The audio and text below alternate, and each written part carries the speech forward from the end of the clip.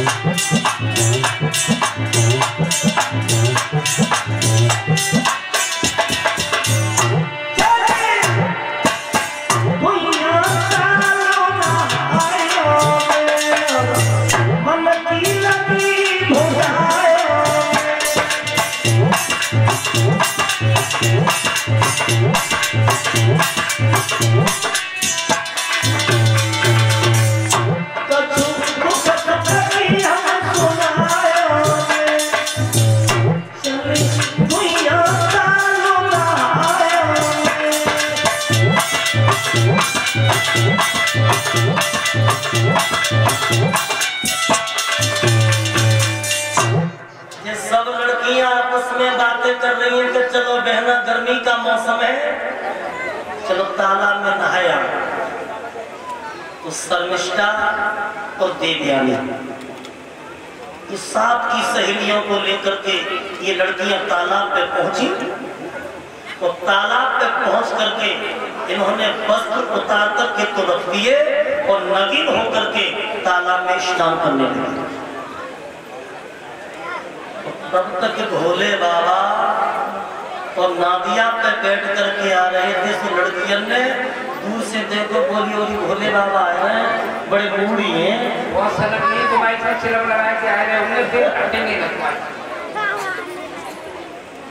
अब भोले बाबा सामने देखे तो जो लड़कियों जो स्नान कर रही थी, तो इनने कहा करो कि तालाब से लड़की निकली और इन्होंने अपने अपने वस्त्र पहने। लेकिन जब वस्त्र पहने तो इतना धोखा हो गया कि शर्मिष्ठा के जो वस्त्र थे वो तो पहले देवयानी ने, और जो देवयानी के वस्त्र थे वो पहन लिए शर्मिष्ठा ने। तब तक भोले बाबा डमरू बजाते रहे, वहां से निकल गए। और जैसे ही शर्मिष्ठा ने देखा देवयानी ने मेरे कपड़े पहने, देवयानी ने मेरे कपड़े पहने, मैं राजा की बेटी और ये कमलता की बेटी।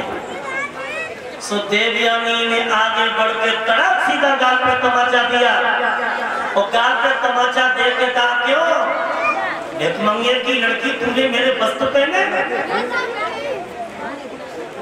लेकिन बेऊ ने खुदवाई रहे देवयानी, मामे देखी राजा की बेटियां होगी, अपने घर की होगी। सुबह में तड़क सीधा गाल पे तमाचा दिया। अब ये दोनों लड़कियां लड़ाई हो गई। बाकी चुटिया पकड़े खाड़ी, बाकी चुटिया।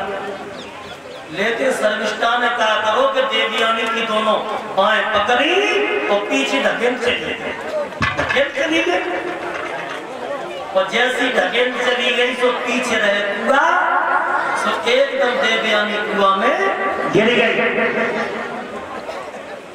अब कुआ में जैसे देवयानी गिरी, शर्मिष्ठा ने कहा उतना कर, वो तो लौट के चली आई।